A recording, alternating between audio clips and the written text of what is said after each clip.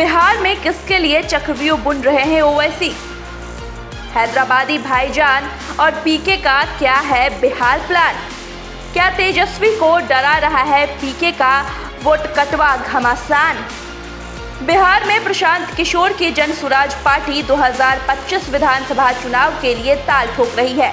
कहते हैं उनको एक सॉलिड वाला फॉर्मूला मिल गया है। वो फॉर्मूला क्या है हम आपको बताएंगे, लेकिन पहले आप समझिए कि प्रशांत किशोर की नज़र बिहार के किस कोर वोट पर है और वो किसकी टेंशन बढ़ा रहे हैं। रणनीतिकार प्रशांत किशोर ने जब राजनीति की बिसात बिछाई तो उनकी नज़र भी सीधे मुस्लिम और अति पिछड़ा वोट पर जा टिकी, यानी सीधे सीधे तेजस्वी यादव की टेंशन बढ़ाने वाला प्लान उन्होंने तैयार कर लिया।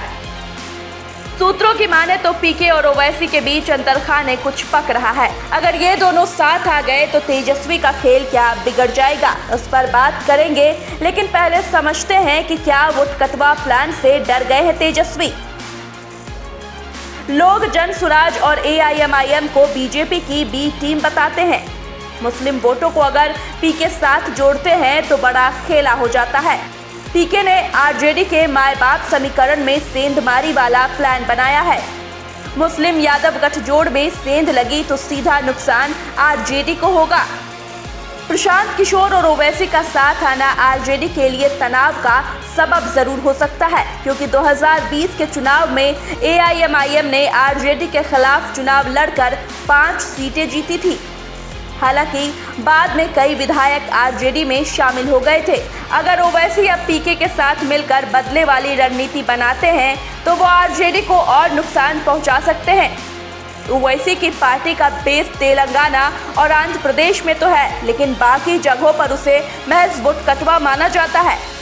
कहा जाता है कि ओवैसी एक तरफ से बीजेपी का रास्ता ही आसान कर देते हैं। पीके को भी उसी कैटेगरी में माना जा रहा है।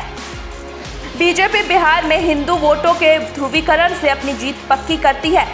प्रशांत किशोर ओवैसी को अगर हवा देते हैं तो ये ध्रुवीकरण को और बढ़ेगा। प्रशांत किशोर जंगल राज वाला हल्ला मचाकर OBC, EBC और युवा वोटरों को साधते हैं। तेजस्वी का वोट तो छिटकेगा, लेकिन वो पीके की बजाय बीजेपी के खाते में गिरेगा। खैर, अभी तो बिहार में चुनावी खेल शुरू हुआ है। ओवैसी को पुरानी टीस है और पीके भी जोर शोर से लगे हैं।